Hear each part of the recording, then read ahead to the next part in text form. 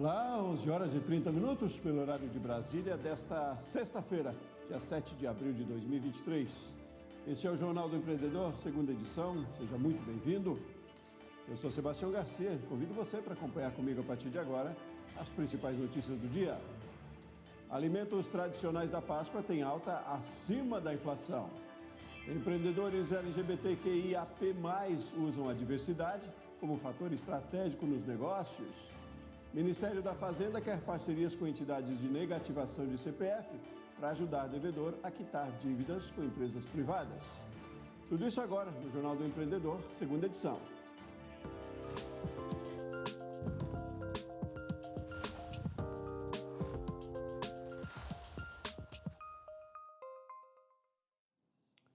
Um evento exclusivo para empreendedores LGBTQIAP+, reuniu articuladores e mostrou exemplos de donos de negócios que driblam preconceitos e fazem a economia andar.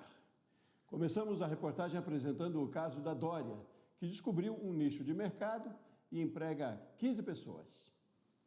Hoje, Dória se diz uma mulher trans realizada, mas nem sempre foi assim. Ainda muito jovem, ela foi abandonada pela família que não aceitou sua condição. Aos poucos, a dor foi se transformando em garra. A vontade de vencer e buscar seu espaço fez com que ela descobrisse o empreendedorismo. E hoje ela comanda uma loja virtual com foco em comercializar roupas plus size, um produto que tem tudo a ver com sua história de luta e inclusão. O empreendedor, ele vem da necessidade e eu venho de uma história familiar babadeira, moradora de rua, e aí eu descobri no empreender e na venda que eu era muito boa. Quando a gente começa, a gente vai testando muita coisa. Eu vendi antes uma roupa, uma modinha, que não era fabricação minha, era indiana, e as pessoas queriam ver uma moda Dória Miranda que vestisse o plus size. E eu, como ser uma mulher trans e plus, essa roupa não me vestia. E automaticamente, quando eu estourei no Instagram, as pessoas falavam,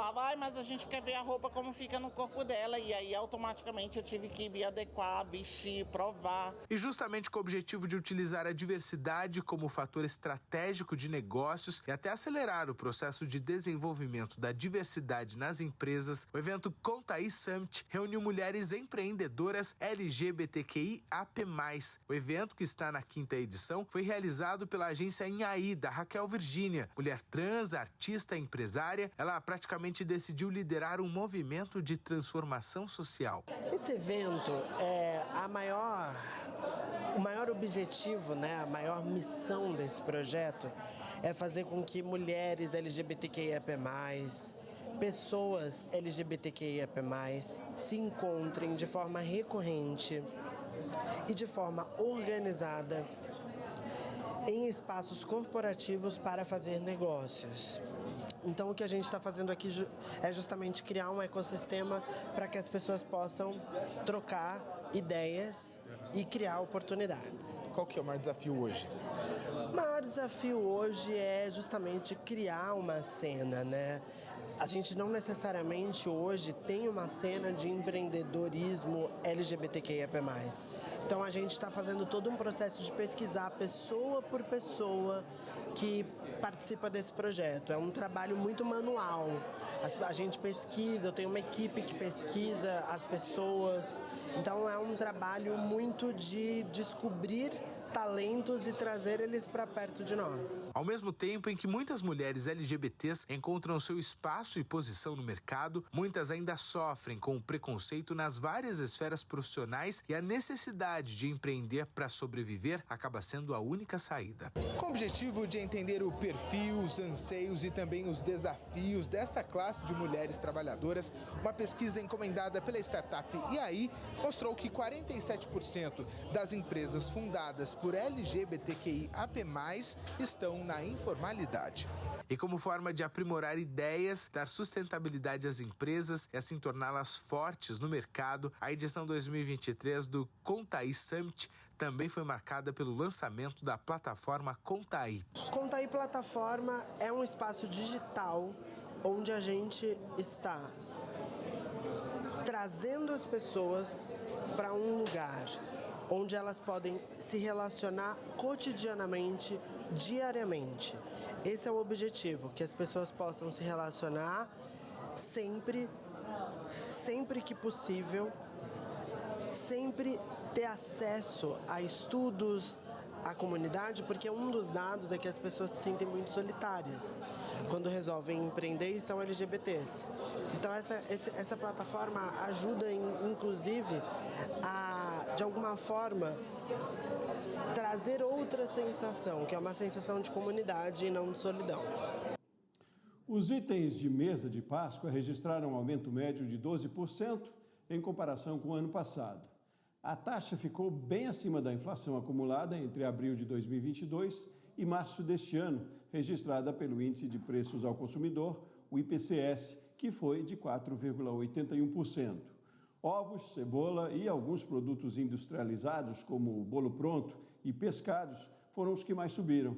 Estrelas do período pascual, os bombons e chocolates, também tiveram variação expressiva, mas um pouco abaixo de 10%. A pesquisa foi divulgada pelo Instituto Brasileiro de Economia da Fundação Getúlio Vargas. As vendas de pescados na Semana Santa devem subir 13,5% em relação ao mesmo período do ano passado. Os destaques nacionais são para sardinha e para tilápia. Além da tradição católica de não se comer carne na Sexta-feira Santa, a ABPesca, a associação que representa o setor de pescados, vê uma mudança de hábito no consumo. De acordo com a entidade, o público jovem tem comprado mais peixes e a tendência pós-pandemia é de uma alimentação mais saudável. As pequenas e microempresas que trabalham no e-commerce registraram um aumento de 49% na venda de produtos relacionados à Páscoa, em pouco mais de um mês este ano, em relação ao mesmo período do ano passado.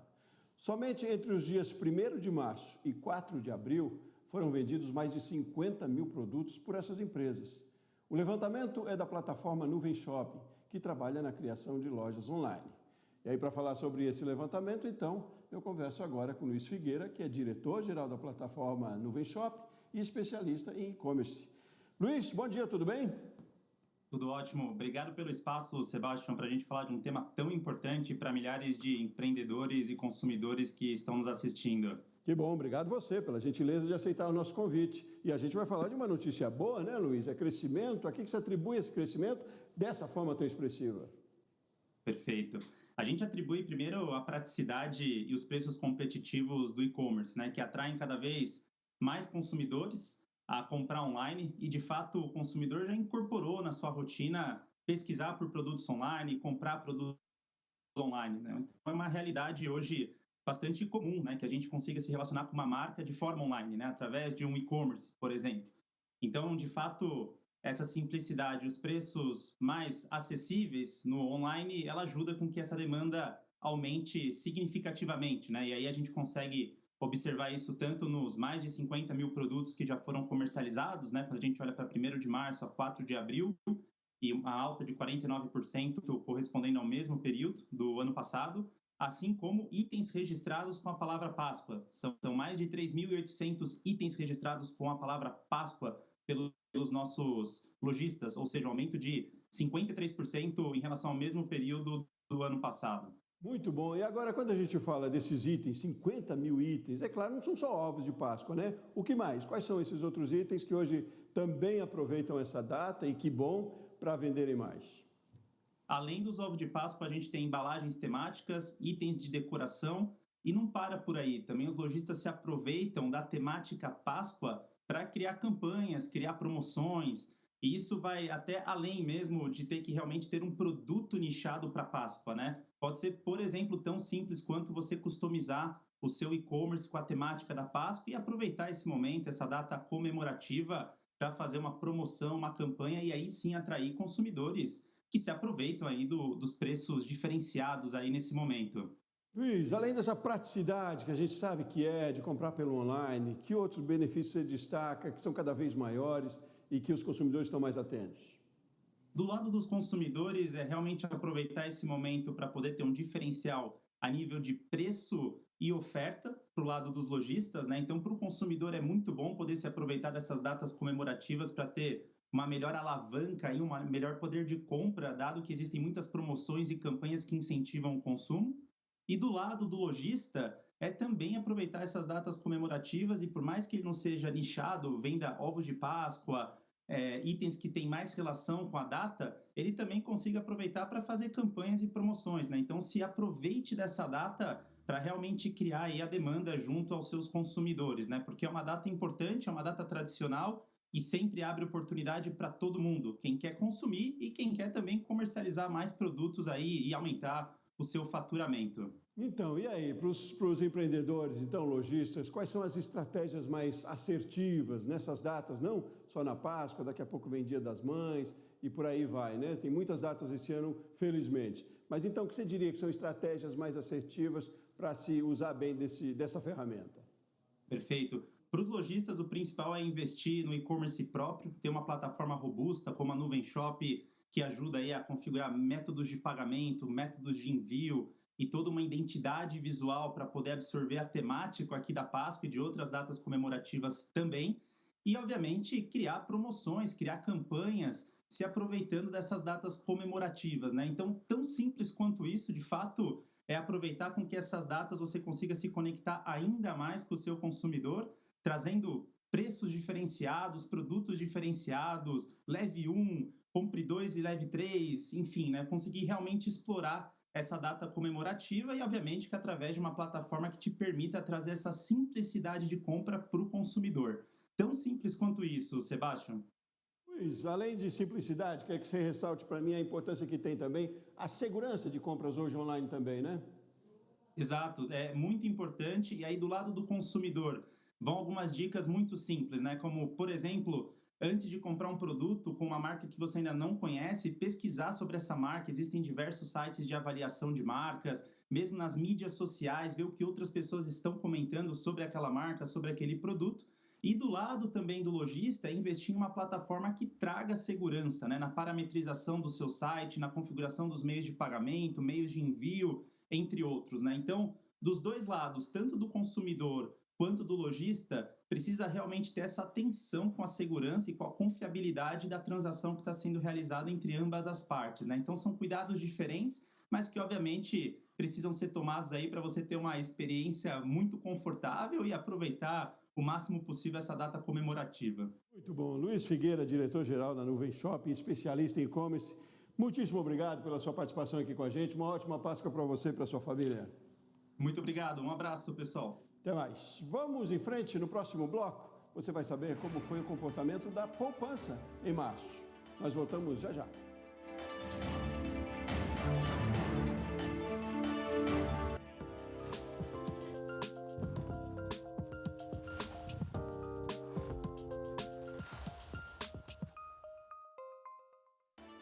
Quinze para o meio-dia, agora pelo horário de Brasília. Estamos de volta e ao vivo com o Jornal do Empreendedor, segunda edição.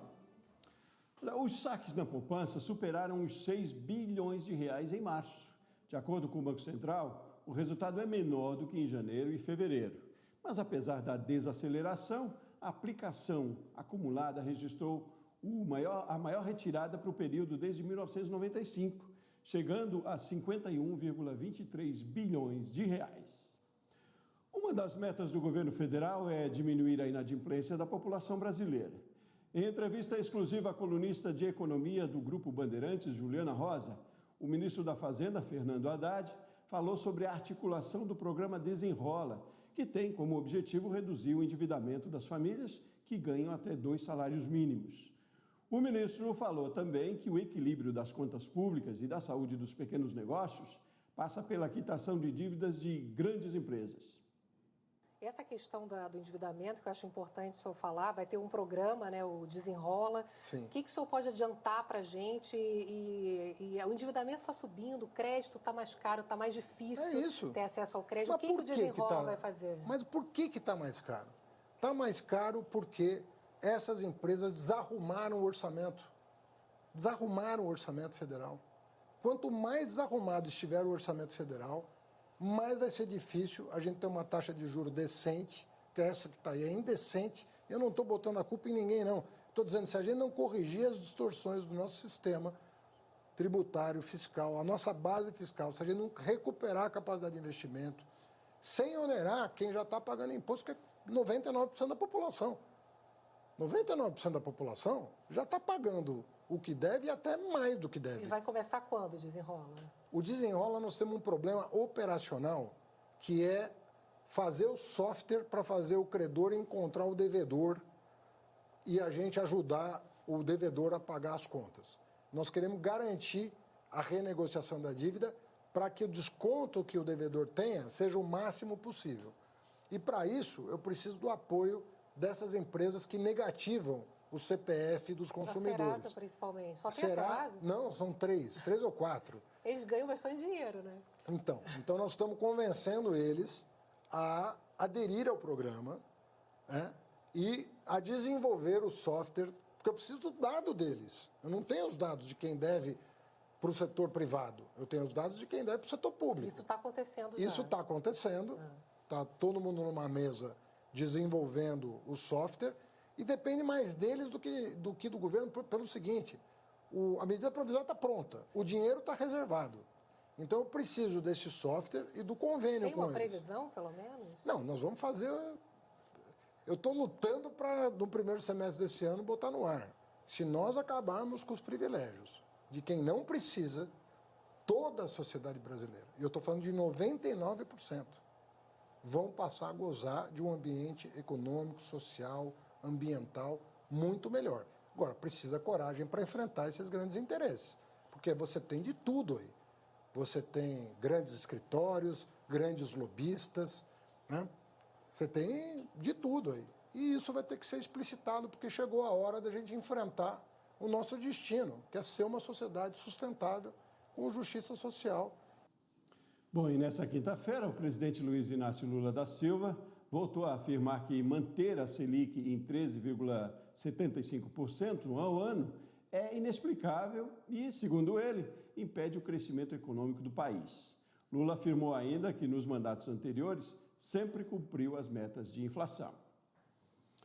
O dono de loja de chocolate que mirou, além dos ovos e do público infantil, se deu bem nessa Páscoa. A Rosângela veio comprar chocolates para a Páscoa. E não são só as crianças da família que vão ganhar presente do coelhinho. Todo mundo gosta de chocolate, né? Um presentinho sempre vai bem. O chocolate tem espaço garantido na dieta dos brasileiros o ano todo. Uma pesquisa feita por uma consultoria mostrou que as vendas cresceram quase 5% no ano passado. Nessa loja, os chocolates maiores para dividir têm venda garantida. Reúnem toda a família, então eles colocam um ovo maior, divide. Produtos mais baratos estão puxando esta alta, segundo a consultoria. As barrinhas recheadas e os biscoitos com cobertura de chocolate são os que têm a maior procura. As grandes indústrias entenderam esse movimento e começam a trazer para o mercado novos lançamentos de sabores, de produtos e a distribuir melhor esses produtos no ponto de venda para que o brasileiro tenha acesso, né, a produtos de um menor desembolso para aí continuar crescendo a categoria. Ovinhos de chocolate voltados para o público infantil tiveram queda. No caso da Laura, o pedido para o coelhinho é outro. Uma pula-corda. Chocolate não? Não. Por quê? Não gosto muito. As doçuras serão só para a mãe, mas com moderação. Pouquinho, porque eu não devo comer muito chocolate, né? Bom, estão abertas as inscrições para o Prêmio Firjan 2023. O objetivo da Federação das Indústrias do Estado do Rio de Janeiro é reconhecer instituições que tenham aprimorado processos produtivos com base na sustentabilidade. Podem participar empresas, associações e universidades de todo o Estado. Os inscritos poderão concorrer em 6 categorias que incluem eficiência energética, gestão de resíduos e biodiversidade. As inscrições estão disponíveis até o dia 21 de agosto no site que aparece aqui na sua tela. Bom, vamos ver outras iniciativas de entidades que apoiam quem quer abrir ou desenvolver o próprio negócio. Confira. A EcoRodovias lançou um desafio para startups: criar um modelo inteligente de classificação das causas de acidentes de tráfego. As inscrições vão até 7 de abril na plataforma de inovação aberta por meio do link www.aevo.com.br/EcoRodovias. A Prefeitura de São Paulo oferece 850 vagas de qualificação para artesãos. Os cursos gratuitos têm duração de 2 meses e os empreendedores poderão comercializar em pontos de venda do programa Mãos e Mentes Paulistanas. As inscrições vão até 14 de abril. E o Instituto Sim promove curso de empreendedorismo de forma online ou presencial para microempreendedores da região de Pirituba, na periferia de São Paulo. Ele vai durar 7 meses e tratar de temas como contabilidade, finanças e marketing digital. As inscrições vão até 24 de abril. O código de barras, já muito usado em produtos no mundo inteiro, não tem só a função de identificar o preço, como muita gente conhece. O mecanismo serve para rastrear um produto ou um lote, fazer a gestão do estoque e controlar processos também. Então, sobre os benefícios e o uso dessa ferramenta para micro e pequenas empresas, eu converso agora com Flávia Ponte Bandeira Costa, diretora da GS1 Brasil, a Associação Brasileira de Automação. Oi, Flávia, bom dia, tudo bem? Bom dia, Sebastião. Tudo bem, e você? Ótimo, tudo bem. Que bom recebê-la aqui. Obrigado pela sua gentileza de aceitar o nosso convite. Flávia, queria começando meio que conceituar, talvez, o que é o código de barra, como é que ele funciona? Bom, o código de barras nada mais é do que uma ferramenta para automatizar processos, né? Então, hoje, por exemplo, a gente vê código de barras em todos os produtos. E o que você pode fazer com ele? Você pode, por exemplo, bipar num caixa, né? É o bip que a gente ouve hoje, seja numa farmácia, seja no supermercado. E muitas vezes a gente já pode também ler o código e ter mais informações sobre aquele produto, né? Então você consegue informações até adicionais sobre aquele produto. Agora você imagine se hoje a gente não tivesse o código de barras e um operador de caixa tivesse que digitar código a código, né? Quanto tempo a gente não ia esperar numa fila? Então, ele veio para facilitar o nosso dia a dia. Agilidade no processo, né, Flávia? Mas tem uma coisa interessante aí, que é meio que pelo código a gente fica sabendo a história do produto, né? Desde o nascimento, lá do começo, né? Queria que você ressaltasse para mim outros tantos benefícios, além dessa praticidade e agilidade no processo. Então, Sebastião, existem vários tipos de códigos de barras, né? Então, existem alguns códigos que a gente consegue colocar informações adicionais. E aí eu consigo, né, por meio de leituras, por meio de capturas do que a gente chama de eventos, eu consigo ter a rastreabilidade desse produto, trazendo ainda mais segurança para o consumidor que está comprando, por exemplo, aquele alimento. A mesma coisa acontece quando eu penso em códigos que vão identificar medicamentos. E aí a gente está falando da segurança do paciente, porque eu consigo, por meio de códigos e sistemas, rastrear e saber a origem de determinado produto. Então, o código de barras vem para automatizar, ele vem para ajudar em processos de rastreabilidade e ele vem, lógico, para facilitar e trazer mais segurança para a nossa vida. Então, e muitos produtos já usam, muitos estabelecimentos também, né, Flávia? É viável para todos? É bem democrática a utilização do código? E como devem fazer os pequenos e microempreendedores? Então, vamos lá. Se tem uma coisa que é democrática, é o código de barras, né? A gente até diz que ele permite o acesso a novos mercados. Então, para o empreendedor, para o microempreendedor, para quem está começando, quando você coloca um código de barras no seu produto, isso já dá acesso a vários tipos de varejo, por exemplo, né? Além do que, muitas vezes, a falta do código parece que também não reflete qualidade naquele produto. Por que esse produto não tem código, né? Por que está faltando isso? Então, ele é muito fácil, ele é de fácil colocação, o custo dele é extremamente baixo, né? E ele facilita também o processo do microempreendedor, do empresário que está começando, porque, por exemplo, até para fazer um inventário, ele facilita a vida dessa pessoa, né? Nesse sentido de controlar estoques, de saber o que ela está enviando para determinada loja e assim por diante, né? São diversos benefícios que a gente ficaria horas aqui conversando sobre o código. Não, que bom. Mas eu queria falar um pouquinho também sobre a evolução do código, né? A gente tem aí os QR Codes também, qual é a diferença e para onde a gente vai com tanta tecnologia que muda a cada dia, inclusive, mas o que a gente espera aí pela frente, qual é a evolução dos códigos de barra? Bom, agora nós colocamos, né, no portfólio dos códigos, os códigos 2D. que são esses códigos que as pessoas estão acostumadas a ver, né, que parece, aí eu brinco, que parece um tabuleiro de xadrez, e o mais conhecido, né, pelo público é o QR Code. Por que é interessante, né, Sebastião? Porque você consegue colocar mais informação dentro desse código. Por exemplo, eu consigo colocar lote. Se eu consigo colocar um lote, na hora que eu vou fazer um rastreio ou na hora que eu preciso tirar um produto do ponto de venda, fica muito mais fácil. Eu posso colocar data de validade. Então, se um produto, por exemplo, venceu ou acontece alguma coisa errada naquele processo, um operador de caixa, só de ler um código de bidimensional, ele consegue parar a venda, porque vem a mensagem, ó, esse produto aqui está vencido, ou esse produto está sendo recolhido, né? Além disso, o código vai permitir que o consumidor, então, tenha mais acesso à informação desse produto. É o que a gente chama de embalagem estendida.